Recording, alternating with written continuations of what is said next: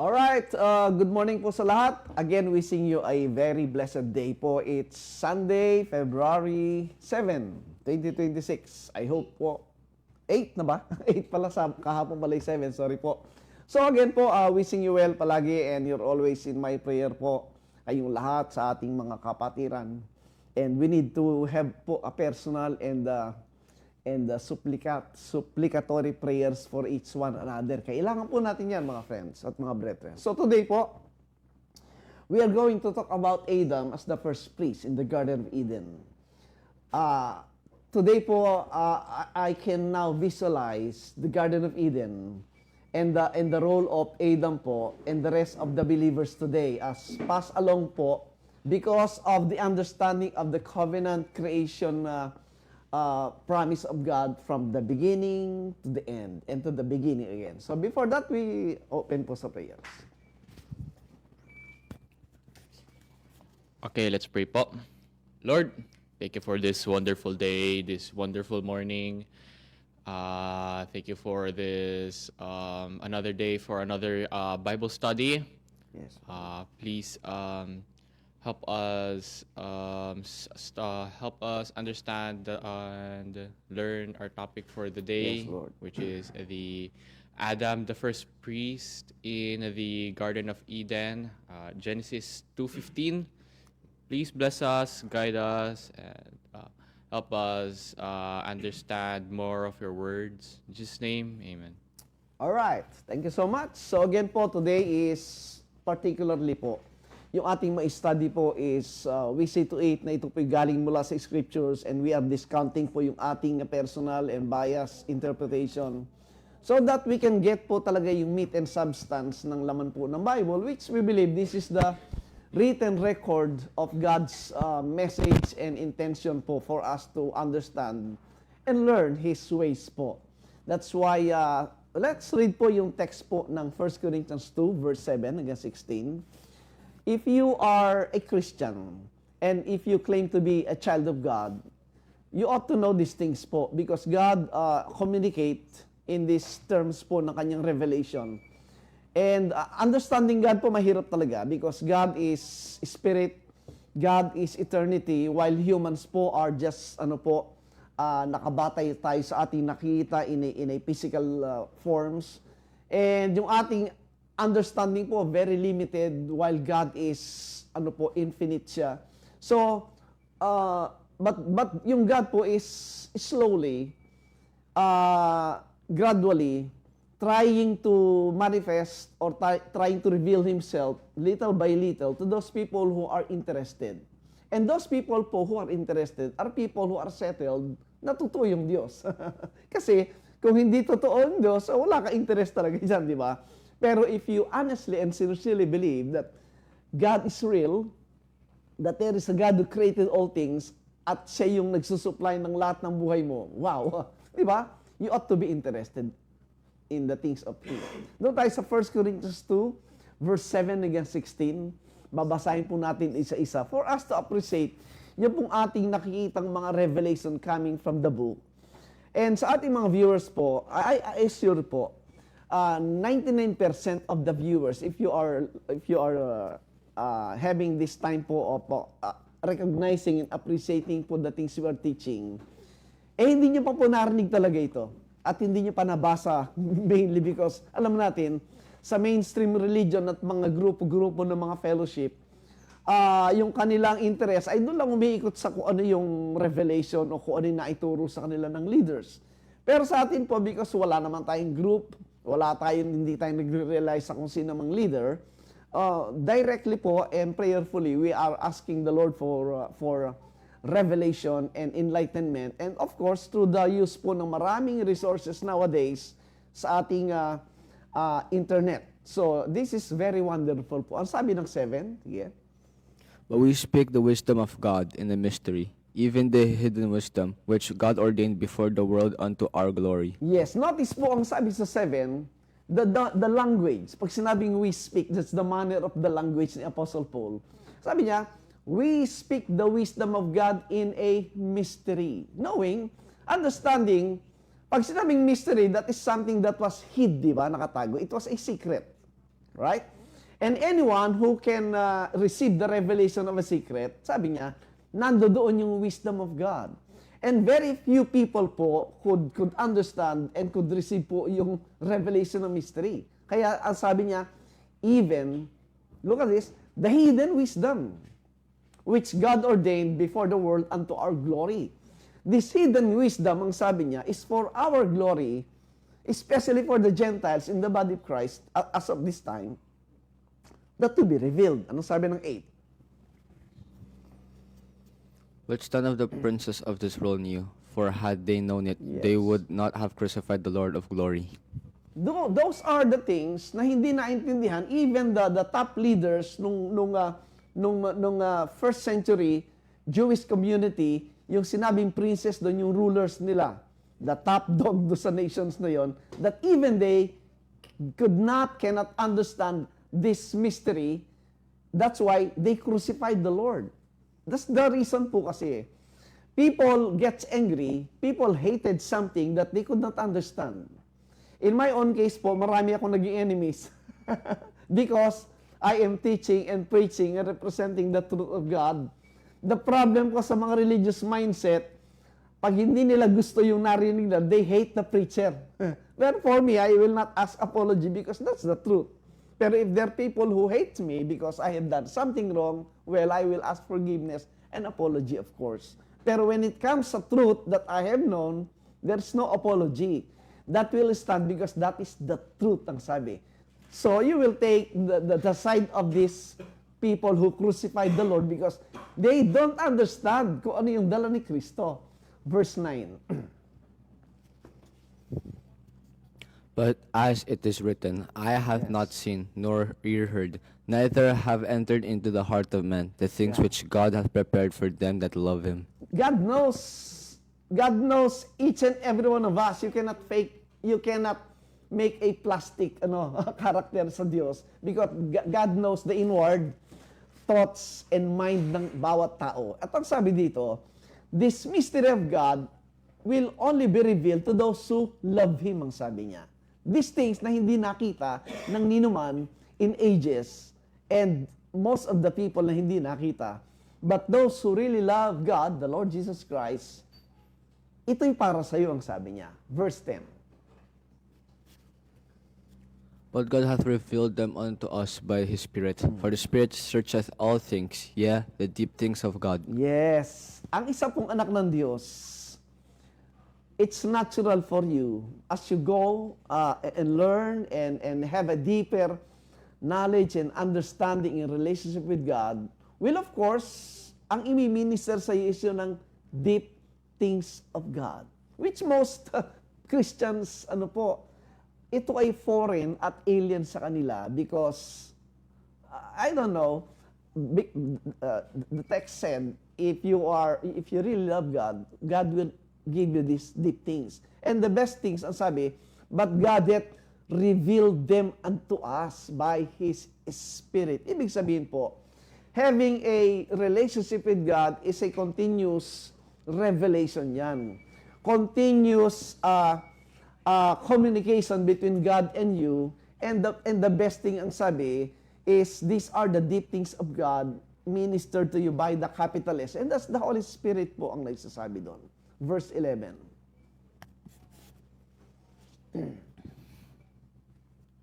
For what man knoweth the things of a man, save the spirit of man which is in him?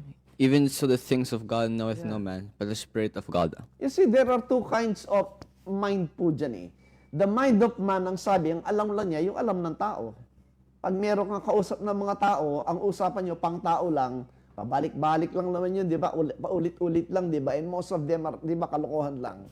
Pero, the things of God, ang sabi, knoweth no man but the Spirit of God. Only the Spirit of God can provide you the deeper things of God.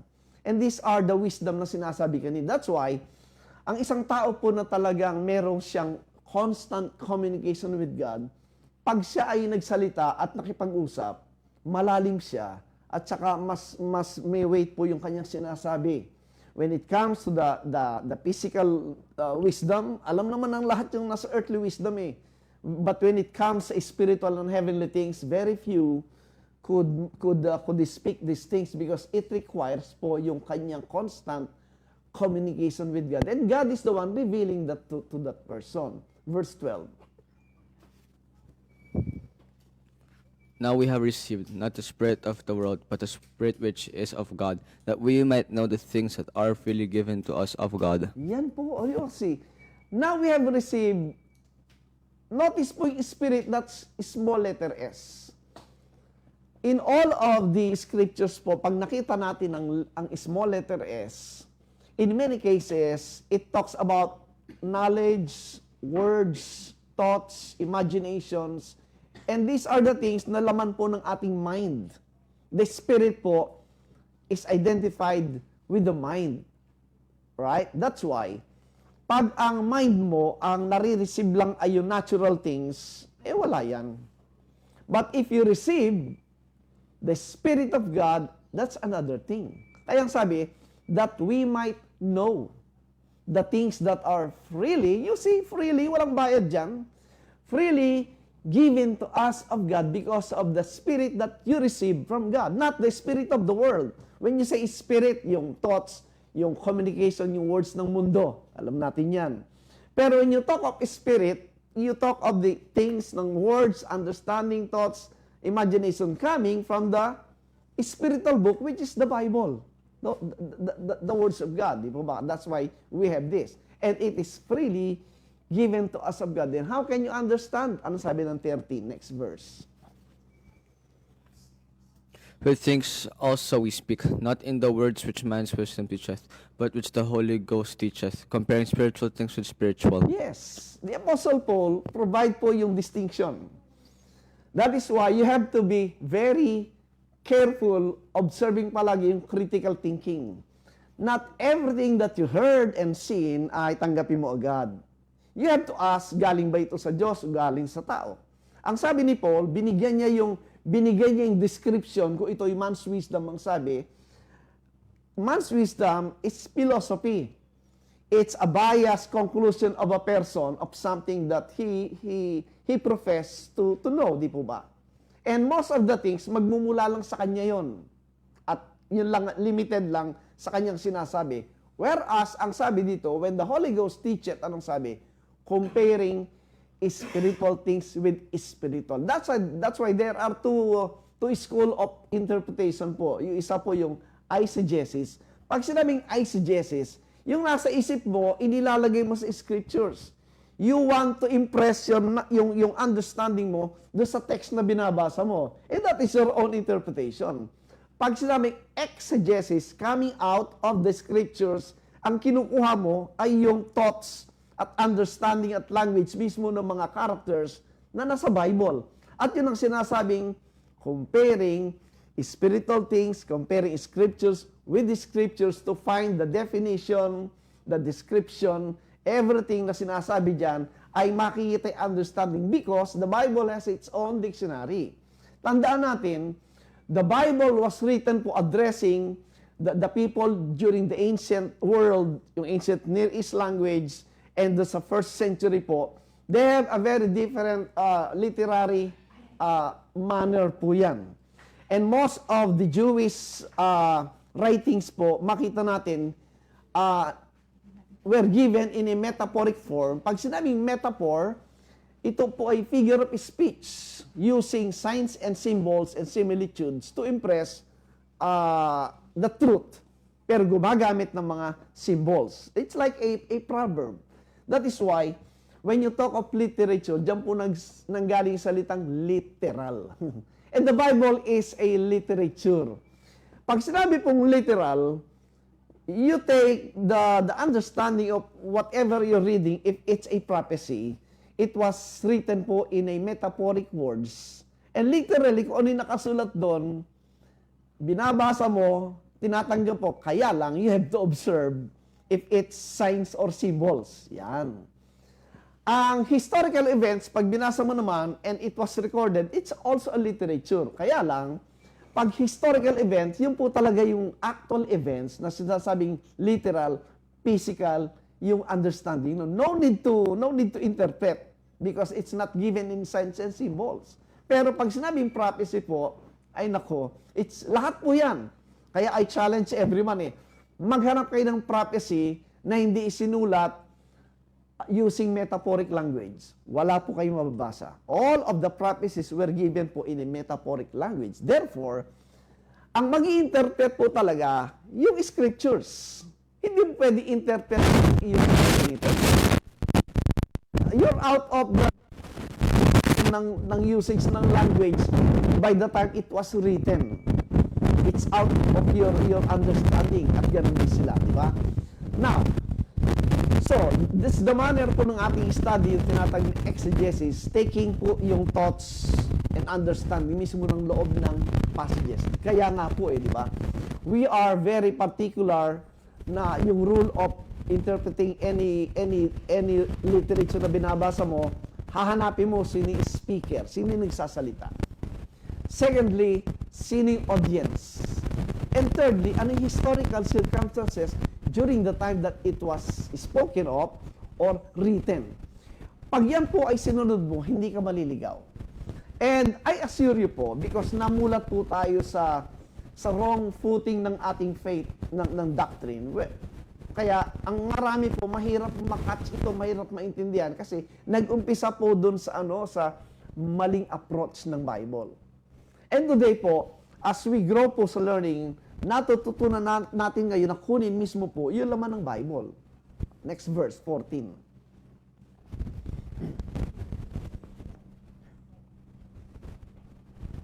But the natural man receiveth not the things of the Spirit of God, Yeah. for they are foolishness unto him, neither can he know them because they are spiritually discerned. Yan po yung natural man. The natural man relies only on his own wisdom, own knowledge. Pag nabasa yung isang verse, siya na yung gumagawa ng interpretasyon. That's wrong. Yan po yung katamaran.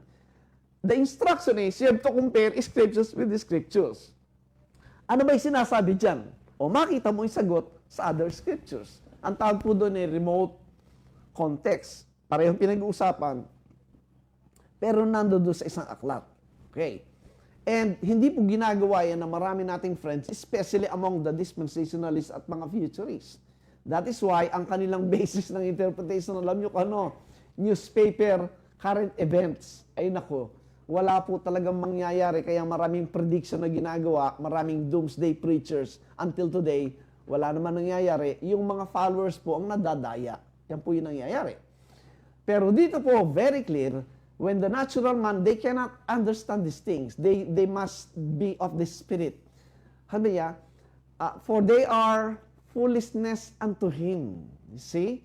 Whenever you state a statement coming from the book at hindi nila maintindihan, foolishness sa kanila. Ganyan din po yung mindset ng mga Hudyo during the time of Christ. Neither can he know them. Why? Because the words of God, the things of God is what? They are spiritually discerned. You cannot understand that by having a carnal, physical mind. Next verse, 15. But he that is spiritual judgeth all things, Yeah. yet he himself is judged of no man. Yes, when you say spiritual po, you are taking the position po ng inward man, and that's in the mind of every believer who received a spiritual birth. And they are now thinking of spiritual things. At ang sabi, that spiritual judgeth, ano sabi judgeth? Understand all things. Yet he himself is judge of no man. Pero hindi siya maintindihan talaga ng mga taong nasa natural world. When you say, the Lord Jesus Christ already came, ang tatanong, nasaan siya? Right? They don't understand na nasa iyo yung Diyos. When you say, I'm already in heaven, hindi sila makapaniwala. But the Bible speaks that you are seated with Christ in the heavenlies today. Those things po are spiritual realities that cannot be comprehend po ng natural or carnal mind. Verse 16. For who hath known the mind of the Yes. Lord, that he may instruct him, but we have the mind of Christ. Yeah. You see, yung sinasabing instruction of the Lord can be only received if you have. Have po is a present possession. But we have the mind of Christ. If you don't have the mind of Christ, you cannot understand these things. The Lord cannot instruct you. Hindi ka pwedeng turuan ng Diyos because your mind is out of nowhere, di ba? The only communication you have is the mind of Christ, which you receive because of the Spirit of Christ. So, we have that today. That is why sa study po ng Genesis, my friend, this is a very different approach because most po, majority, through traditional study, halos ang nabasa ko pong commentaries ay para lang po sa scientific approach. How the world was created, gaano nakatagal ang mundo ito, you see, ano ba yung 24 hours a day, ano yung evening and morning. But you know, they miss po yung intentional message ng Diyos dyan, showing that Genesis creation account is not merely talking of scientific findings, but most of all, theology. When you say theology, it talks about, it was written during the wilderness days by Moses, addressing yung need nung kalalabas na nation Israel from Egypt. They need to know who is that God. They need to receive instruction. They need to know the ways of that God and the prophecies therein of what's going to happen to them in the future nila.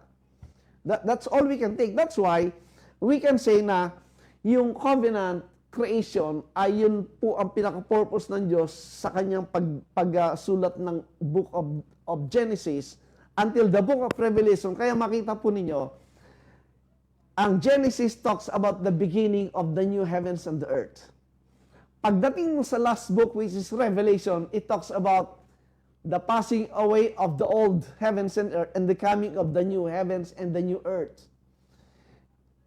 We miss po yung great message na nariyan, and mostly by dispensationalism and futurism na ano. Sa thinking na ang Genesis creation account is about the material, physical creation, and its end is physical and material creation. That's why they're always preaching of end times. They're always preaching of apocalyptic judgment, the end of the physical world, the burning, and, you know, the judgment of the whole planet Earth. That's why sa thinking nila, palaging, it's time of the end, let us go up. Yan. Pero in the thinking of those people who understand it otherwise, in the covenant view, na ang lahat ng ito ay hindi material things, it talks about the history of the nation Israel, and the end is not of the world, but the covenant world of that nation, and the coming of the new is the beginning. So in a mind po ng isang full preterist, when you talk of the end and the beginning, it only says that we are now in the beginning and we have to start it working. Hindi yan matapos na, wala na lahat. No. The Bible po was a history of the nation Israel under the Old Covenant, and the ending of the Old Covenant and the coming of the New Covenant, wherein tayo po mga Gentiles are now participating in this early period of this kingdom ng covenant. That's why, having this understanding, makita nyo po, na, as again saying, na ang ating topic is Adam as the first priest. Tingnan nyo po yung Genesis chapter 2, verse 15. O, doon muna tayo sa 2:1 po, tingnan nyo. In our past lesson po, when we studied po yung 7 days creation account of Genesis, hindi po ba, we have approached this in a different way na it doesn't primarily talk of science, right?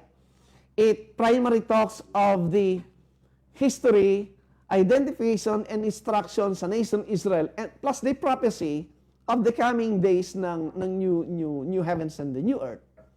That's why dito sa Genesis 2:1, which is now the 7th day, ano sabi ng 1? Thus the heavens and the earth were finished, and all the host of them. Right? Verse 2.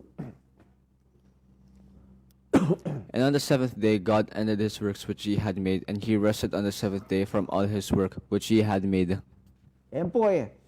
Since nga po, yung mga nag-interpret dyan ay ginawang literal creation days, yung 7 days, anong nangyari? Dito sa tutu, yung 7th day, ginawa nilang day of Sabbath. Right? At in-apply po yan in a literal sense na on the 7th day, which is Saturday, dapat yan ang Sabbath because that's the time God rest. Understanding ang salitang rested, you have to think, napapagod ba ang Diyos? Is there a time na ang Diyos ay napagod? So, ibig sabihin, pag sinabing rest, hindi ibig sabihin yung physical energy na nabawasan. Hindi gano'n. That's a literal thing. Pag sinabing rest, ano ibig sabihin? Tingnan niyo Isaiah 66 para makuha po natin yung understanding mismo ng scriptures para makuha natin po yung kanyang ninanais na ipakita yan. In Isaiah 66, okay, Isaiah chapter 66, 66:1. Tingnan niyo po. Thus saith the Lord, the heaven is my throne, and the earth is my footstool. Where is the house that ye built unto me, and where is the place of my rest? Yes. So, ibig sabihin po, yung essence ng Genesis 2, when it comes to the day that God rested, ano ibig sabihin? That's the day that His house was already constructed. When the house of God is already established and available, that's the time, ang sinabi niya, the place of my rest. Where is the house of God today? What is the house of God today? The believers. His temple. The dwelling place of God is His temple, and the temple is every believer, di ba? That's why, yung ating 7 days Genesis creation account, kinuha natin yon from the verse 1 from the first day hanggang the 7th day, history po yon until the coming of the new heavens and new earth, yung house of God, yung New Jerusalem. Yan po yan. So today po, we are now talking about yung Genesis chapter 2. And at this time, pansinin niyo po, sa Genesis chapter 2, dito po sinabi yung creation ni Adam. Okay? Tingnan po natin yung verse, okay, sa verse 7. 2:7.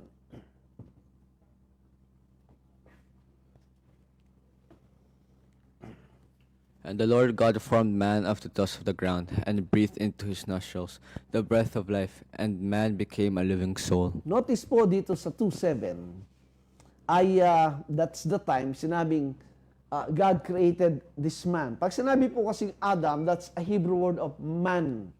Pag nakabasa ka po ng man, sa Hebrew word, Adam po yan. Kaya yung first man, the first Adam, the last man, which is Christ ang tinutukoy, both po ay representing something, both represents a position of leadership.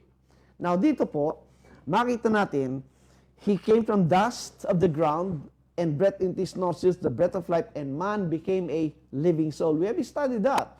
Na pag sinabing living soul, that's the wholeness of a man. Hindi yan third entity na gumagaling kaluluwa. It talks about a person, a living person.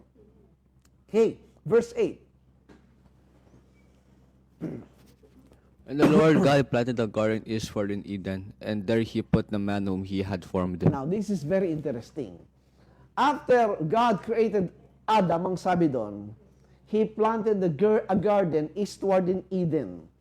When you talk of Eden po, ang ibig sabihin po ng Eden in that Hebrew sense, yan po kinuha ditong description. Ang sabi dito, Eden as described and defined as what? Delight, happiness, a place of fertility, beauty, and delight. Yan po yan, makita sa ibang passages yan, marahaba lang. At pag sinabi it is planted, it was created by God, especially prepared. At pag sinabing garden po, again, yung kanyang sinasabing Hebrew word ay gan, G-A-G-A-N, it was described as a place protected by a fence. Okay? From something. To cover, hence a garden. Di ba nakita tayo ng garden? Ang garden po dito, originally po, ay makita yan do sa Persian garden. They have a very beautiful garden. At yun po yung description ng garden na yun. Pag sinabing garden, it was enclosed and fully protected. Di ba ganun din yung garden natin? Pinapaganda at pinoprotect yun, di ba? So in that sense, makita natin, anong ginawa? Tingnan niyo yung tuloy natin verse 9. And of the ground made the Lord God to grow every tree that is pleasant to the sight, and good for food, the tree of life also in the midst of the garden, and the tree of knowledge of good and evil. Yes, verse 10. And the river went out of Eden to water the garden, and from thence it was parted, and became into 4 heads. Now, you have these 4 rivers. Ibig sabihin, ng Eden po is a literal place somewhere in the region po ng Middle East. Yan po yung ancient Near East. Kaya merong binigay na mga rivers na madali nating ma-identify kung nasaan. Verse 11. The name of the first is Pison. That is it which compasses the whole land of Havilah, where Yes. there is gold. Yes, verse 12. And the gold of that land is good. There is bdellium and the onyx stone. Havilah po, if I am not mistaken, that is somewhere in Egypt or Arabia. Okay? Verse 13. And the name of the second river is Gihon. That same is that compasses the whole land of Ethiopia. Yan, familiar tayo dyan. Ethiopia.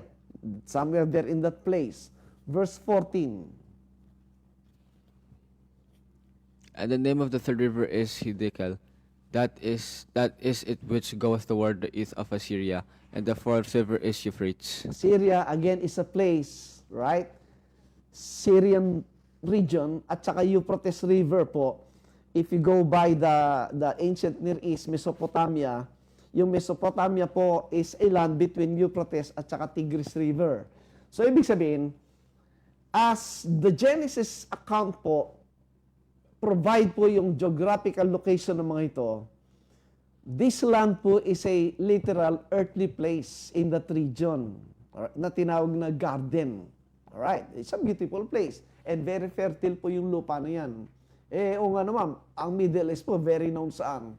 Sa vineyard, grapes, sa fruits, di ba? And gold, oil, etc. Very rich place po yan. Anong ginawa sa 15? Ito.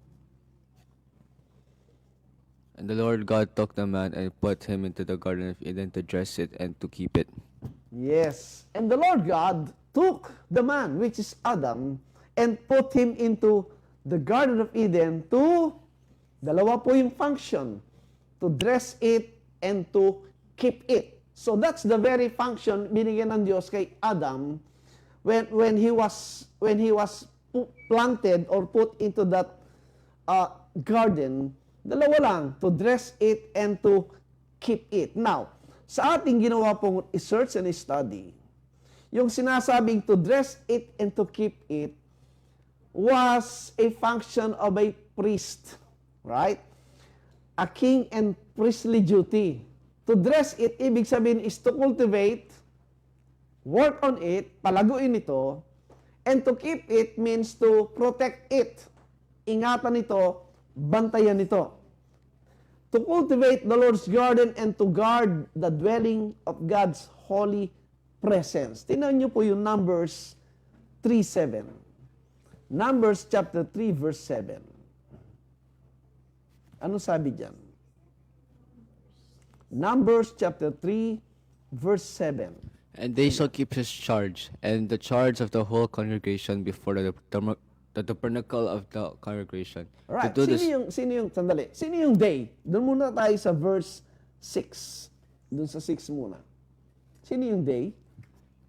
bring the tribe of Levi near, and present them before Aaron the priest, that they may minister unto him. Yes, it's talking about the priest, the tribal, the priestly tribe which is of Aaron. Ang sabi niya, sila yung nagmi-minister. And notice yung dalawang function doon sa 7 uli.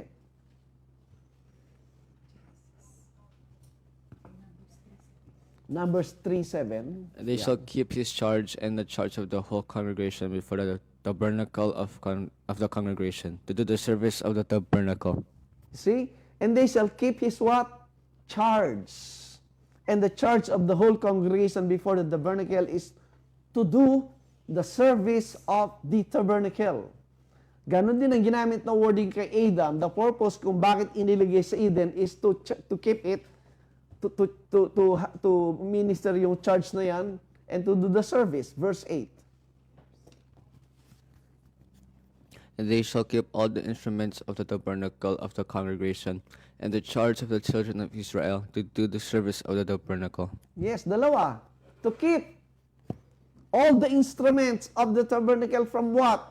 From corruption, from destruction, from anything that will damage yung sanctified, yung separated, the holy things ng Diyos. Diba? That's the charge. And to work on it. To do the service, ang sabi niya. Then verse 9. And thou shalt give the Levites unto Aaron and to his sons. They are wholly given unto him out of the children of Israel. Yes. The tribal priesthood plus the nation of priesthood. Parehong binigyan ng ganong function. To keep it and to work upon it, ang sabi. Verse 10.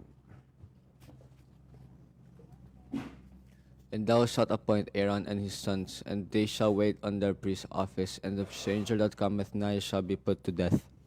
Right. So this function po, the same two function na binigay kay Adam ay parehong function na ibinigay sa mga priest. So therefore, we can conclude and rightfully na ma-designate talaga kay Adam sa yung first priest. Baba natin sa verse 31, Numbers 3:31.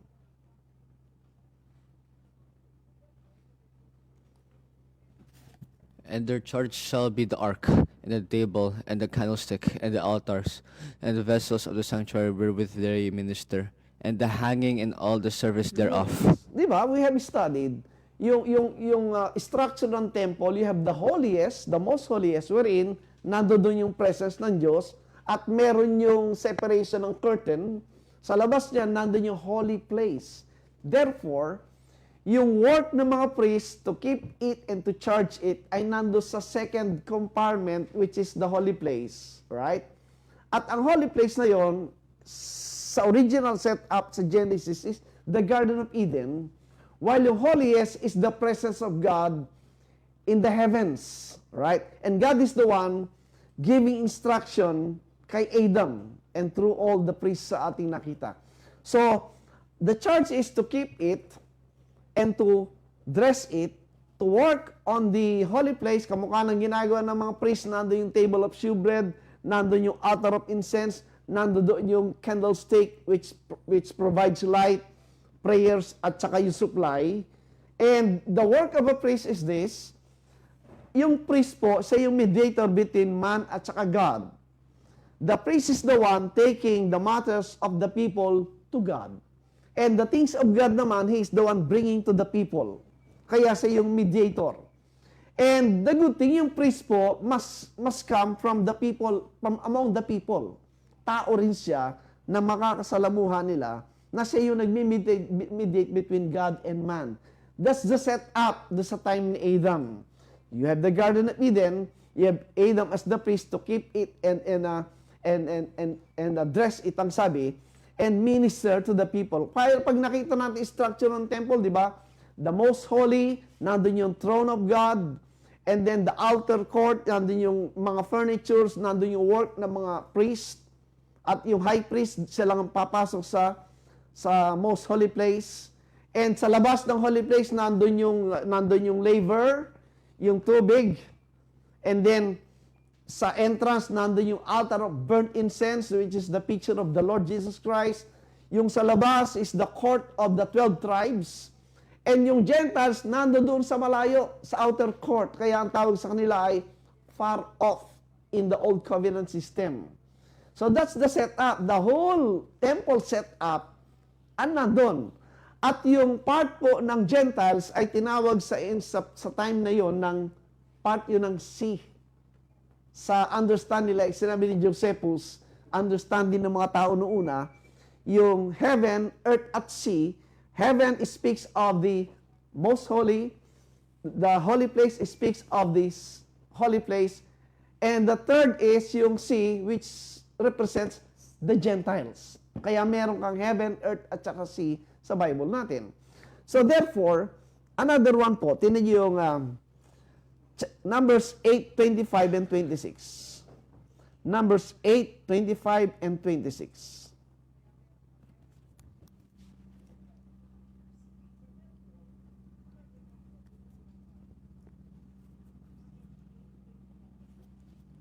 And from the age of 50 years they shall cease waiting upon the service thereof, and shall serve no more. 26. But shall minister with their brethren in the tabernacle of the congregation, to keep the charge, and shall do no service. Thus shalt do unto the Levites, touching their charge. Yes, that's their charge.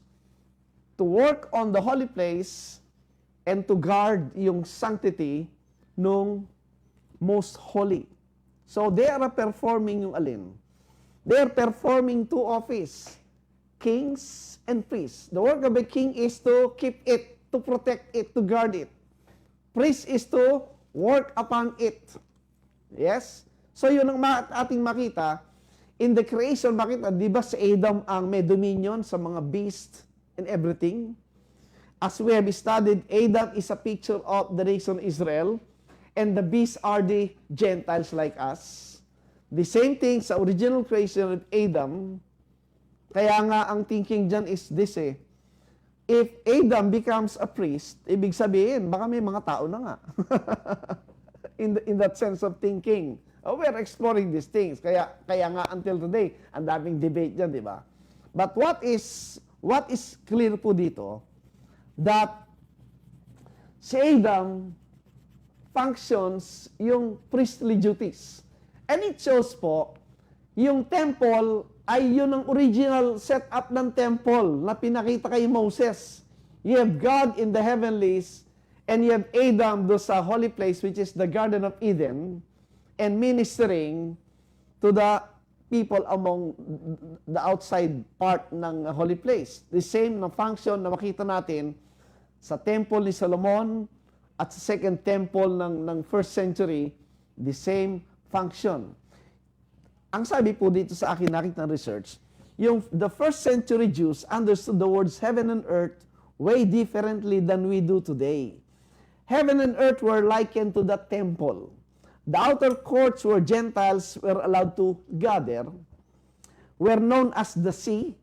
The outer sanctuary was known as the earth. Yun po yung holy place where Jews gathered and sacrificed. And the inner holy of holies was considered as being heaven, where God dwelt. The book of Hebrews explains how the temple and the sacrifices and the high priest and the ordinances were all shadows of things to come, and were replaced by the death, burial, resurrection of Jesus Christ. There is now no more sea, because both believing Gentiles and Jews are now one. Also, there is no more outer sanctuary, because the wall of division has been taken down. What stand is the temple, the believers, where God dwells, Jesus being a high priest and mediator. O nga, di po ba? We have seen, tingnan niyo, 1 Corinthians 3:16. In 1 Corinthians 3:16, makita po natin ito. Today, after the coming po ng death, burial, resurrection under the new covenant, nagbago po ang setup ng temple at ng priesthood. Know Ano ye, sabi? know ye not that ye are the temple of God, and the Spirit of God dwelleth in you? Yes. Today, the temple of God is the who? The believers. The believers. Alright? And in the temple, there is the high priest. Sino yung high priest? Hebrews 8:1, tinan nyo. Hebrews chapter 8, verse 1. Ano sabi dyan? Hebrews 8:1. Now the things which ye have spoken, this is the sum. We have such an high priest who is sat on the right hand of the throne of the majesty in the heavens. Who is that? The Lord Jesus Christ. So, if a believer is the temple of God, sino yung high priest mo? Jesus Christ. Sino yung priest? Tayo. Tayo yun. The same setup na makita natin sa Old Covenant na nandun yung high priest sa Holy of Holies, pero dun sa Holy Place, nandun yung mga priest na nagwo-work. At ang work nila is to dress it, to improve, to work on that holy place, and to guard it. Bantayan nito, that's the work of a king with his power. And at this time, the reality that sets in with the coming of Christ, yung temple niya is not anymore confined sa isang place. It's not anymore the physical, material temple, but the believers themselves ang temple of God. That's why, ang calling ng believers is what? Ini yung Revelation 1. Revelation chapter 1, verse, tinin niyo 6, oh. Everything that you will see po dito is applicable we as being the temple of God. Ano sabi na 6? And hath made us kings and priests unto God and his Father. Yes. To him be glory and dominion forever and ever. Amen. We are designated as what? Kings and priests. For the purpose of what? As a priest, to dress the holy place, the Garden of Eden, and as king, to protect it, guard it against corruption, guard it against anything that will destroy it. And that's the work of every believer as kings and priests. Alam nyo, as I was saying po, as we study these things, doon lang tayo nakikita yung ating position and the great blessings that we have that really can change our mind. It's not, it's not the matter of you rebuke a person kasi ganyan ka, ganito, ganyan ka. No. It's a matter of receiving the truth, believing it, and acknowledging yung kabutihan ng Diyos and the blessings that came with it. Doon po nagbabago yung isip at ugali ng tao eh. And you see, everyone who believe in God, very clear po yan eh. When God created Adam and Eve, ano yung purpose ng Diyos? For them to serve in the temple. Right? That's why they were placed in that Garden of Eden. That's the purpose. And of course, yung susunod na mga lahi nila, that's why you have Adam, Eve, nagkaanak, sino? There are two kinds of children na lumabas. Si Cain at si Abel. Sino doon ang counted as the next priest? Si Abel supposed to be. Because, anong nakita niya? Nakita niya how Adam was doing the sacrifice. Yung mga lamb, the blood, the fat of the lambs. Pero yung kay Cain, hindi. He do his own thing. Yung kanyang sarili. He doesn't follow and learn the ways of God. So ano nangyari sa kanya? He became a fugitive and a vagabond all throughout his life until his dying days. Right? Yun po yung function talaga from beginning up to the end. It also talks about the things of the temple na pag na-appreciate po natin yan, that's the will and purpose of God na sa ating time na ang temple ay naging portable na nga, hindi na sa confined sa isang lugar. Throughout the whole world, nandoon ang temple of God, and the priests were made in the what? In the image of God, representing God to the people. And at the same time, represent the people to God. That's the perfect description of the Lord Jesus Christ, being God incarnate as man. He's God, can mediate the people to God, and the people po, He can represent God to the people because He's the image of God. Kaya ang nakita natin, the purpose of God sa kanyang multiplication ng pagdami ng Adam-like creatures ng priesthood is for that purpose. But under the Old Covenant, they failed, di ba? You have a priest and a nation of priesthood, but they failed. But here comes the Lord Jesus Christ. Nakakaiba yung kanya. Sapagkat He is the only one who is qualified to be a king and a priest. Right? And when he did that, pareho niyang ginawa yan, and now sitting on his throne as the king and priest. Now, these people ngayon who became believers, they were also created in the image of God today as priest of the high priest in these present days. That's why if we can appreciate that, alam po nyo, that is the will and purpose of God to every believer. To be aware that God is dwelling in us. Kaya tayo ay nandun na sa throne room of God. But at the same time, you also perform the function of a king and priest because ikaw yung nag-work to what? To minister to the people the truth of God, to represent the image of God to them. And at the same time, to take the people to God. Both function ginagawa mo, and as a king, you have to protect it by how? Of course, you have to know what is your work. You have to be ano po, what you call this, qualified as the one who will protect it. Protection means, it doesn't talk about yung physical work po eh. Tingnan nyo, how can you protect yung holiness ng truth na yan? Anong sabi po ng second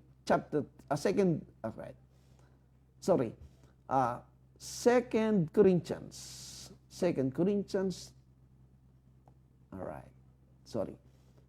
First Corinthians, pumasok lang sa isip ko kasi yun. 1 Corinthians 10, forgot. 1 Corinthians,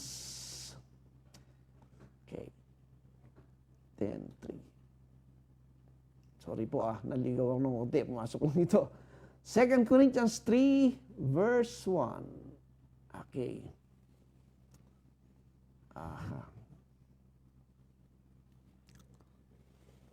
Okay, verse 3. Ito po, 10:3. This is the work of the king who rules. Ano sabi ng 10:3? 2 Corinthians 10:3.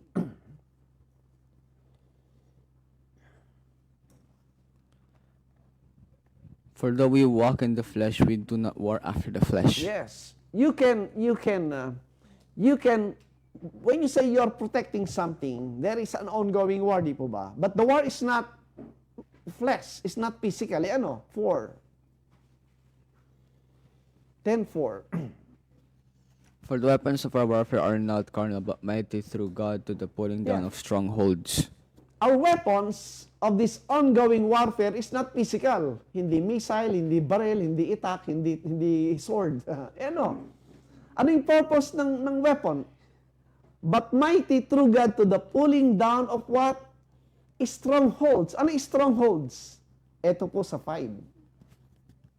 Casting down imaginations and every high thing that exalteth itself against the knowledge of God, and bringeth into captivity every thought to the obedience of Christ. Ang stronghold is referring to the stronghold of a person. Nasaan ang stronghold ng tao? Nasa isip. Unless you have dominion sa mind ng tao, hindi yan magsasubject sa authority ng Diyos. Never. Kung meron sa sariling thinking, yung kanyang sinabing imagination, yung kanyang knowledge, mas itinataas yung knowledge sa Diyos, that's the enemy, that's the battle we're in, pero ang laban, hindi physical. That is bringing into captivity every what? Every thought to the obedience of Christ. That's the ongoing battle, my friends. Lahat po tayo, in many times, marami tayong errors. Marami tayong naging pagkakamali. Why? Because yung ating imagination and thoughts ay hindi nakapailalim sa obedience of Christ. Just like Cain, sinunod natin yung ating own ways. So anong consequence? Trouble, suffering. Diba? If you can only turn back the clock, babaguhin mo eh. Pero hindi na eh. So, we came to this conclusion with our experience sa tama ito. Kaya nga ako po, I came to have that desire sa Bible, mga 30 plus na ako eh. Kaya sabi ko sa mga young people, if you will just listen and take time and sincerely, honestly study these things, naku po, you can do a lot of things in your life and you can avoid yung marami pang pwedeng mangyaring errors na magbibigay siya ng heartache, magbibigay ng consequence na hindi maganda. And you will be a blessed person at all because you opt to cast down your imagination and be obedient yung thought mo kay Kristo. And that can only happen if you will study and love the Word of God and let these things sink into your mind at alisin yung mga yung mga hindi nararapat. Yung po yung learning by unlearning. Pag natututo ka, meron ka inaalis, may pinapalit ka. And that's where the scriptures will come in. And that's the work of God. Di ba sabi Ephesians 4, renewing the spirit of your mind. Napakaganda pong makita niya, mga friends. Kaya sabi ko ngayon, it's the best time for young people to see these things. And this will make their lives blessed and more enjoyable. And pambira, pag nakita niyo yung mga taong makausap noon na alam nila yung Bible and they're doing good in their physical life, di ba you cannot ask for more? Sila na yung best people na makakausap mo, makikita mo, raising their own family, the family that they know, they will raise their own family to serve God in this manner. Lahat naman po dyan pupunta yan, mga friends. Therefore, as we are saying, mga friends, yung ating study po ng Genesis creation account coincide with this understanding na si Adam po yung first priest. Kaya yung original, yung Eden po, now I know, yung Eden is a literal earthly land. Somewhere dyan sa Middle East, somewhere dyan sa Mesopotamian area, pero ngayon wala na yan eh. It was destroyed, right? Kasi hindi na kailangan yan eh. And the most holy is the heavenly presence of God. At doon nilagay si Adam doon sa Garden of Eden to be the holy place to minister to other people. Alright? So yun na nakita ni Moses din ninyo, Hebrews 8. This is how the Lord showed this pattern nung ginawa niya yung sample, yung example ng shadow. Verse 5, Hebrews 8:5.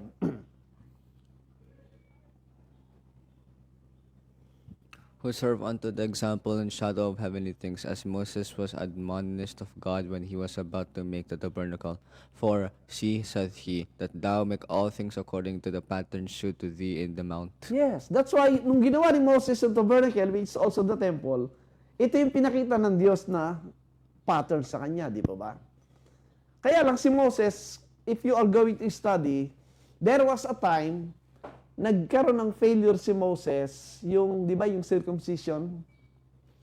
Siya mismo as a priest, dapat nag-circumcise siya, and yung anak niya, dapat sinircumcise niya. Eh, hindi ginawa ni Moses. Eh, sinong gumawa? Yung asawa. Kaya yung asawa, nagalit, parang pinahiya siya, siya na yung nag-circumcise sa anak, at pinahiya si Moses, at yung Diyos nagalit kay Moses, parang halos gustong patayin si Moses. Okay? What these things po is teaching us, nung hindi ginawa ni Moses po yon, the following event, pinalitan na siya. Si Aaron na yung ginawang priest na. Something changed. That is why we have this responsibility to be a faithful priest. In the Old Testament, ang mga priest po, mainly, kasi nga physical, lalaki lahat. But in the New Covenant, it's a different thing. Because in the New Covenant, ang sabi ng Galatians 3:28. Galatians 3:28. 29.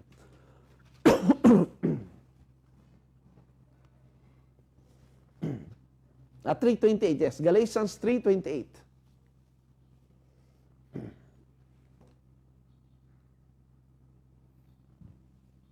There is neither Jew nor Greek, there is neither bond nor free, there is neither male nor female, for you are all in one in Christ Jesus. There is neither male nor female.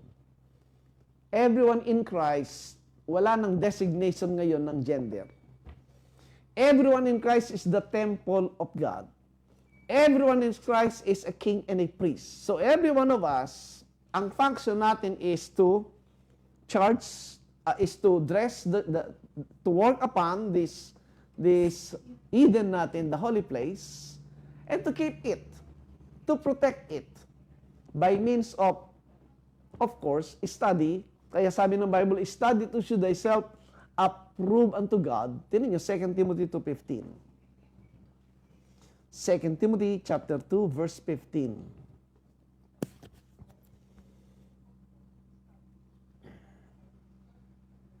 Because when you study, sino yung unang matutuwa? Ang sabi? Study to show thyself approved unto Yes. God, a workman that needeth not to be ashamed, rightly dividing the word of truth. Di ba yun lang kailangan mo naman? To be approved unto God. And when you're approved unto God, ano pang hahanapin mo? Parang yung Diyos, inapprove ka. Why? Because you study. And because you're a workman that needed not to be ashamed, rightly dividing the word of truth. In all of our lives, yan po yung ating calling today as the temple of God. Kaya lahat ng believer po, priest eh. Yung apostle, prophet, teacher, pastor, at it seems na wala na yun eh. Ang calling ngayon is you are a king and a priest because you are the temple of God. You are working dito sa holy place mo ngayon and you are keeping and protecting it, the holiness of God, yung kanyang charge. So again, my friends, as we are studying along this line, ako mismo po, I am being blessed because, dati inisip ko yung kings and priests sa carnal thinking na, how will you be a king and a priest? Until I came to this study, you are the temple of God. And the temple of God, merong high priest, and the high priest is the Lord Jesus Christ, at meron sa mga priests. And you are one of the priests, and also as king, to protect it, and to work on that holy place, which is today. Ito yun. We are, anywhere we go, we ought to be representing God, because we are the priest. And we ought to be bringing people to God, because we are priests. Marami pa pong nasa labas ng holy place ngayon, nasa labas ng city of God, nasa labas ng body of Christ, nasa labas ng New Jerusalem. And we ought to be what? Inviting them to come in and pointing to the entrance, which is the Lord Jesus Christ in His gospel. So again, thank you so much po mga friends. I hope maging blessing to, maging eye-opener po sa ating lahat na we ought to function the role of a priest and a king in this present time, being the temple of God. So if you have any question po, just type in the question and we will try to answer them. So let's close the prayer. Okay, let's pray po. Lord, thank you for this wonderful study about the Adam, the first priest in the Garden of Eden, that now we are the priest and the king of the kingdom of God. Please bless us, guide us, bless our lunch for the day. In Jesus' name, amen. Amen. Thank you.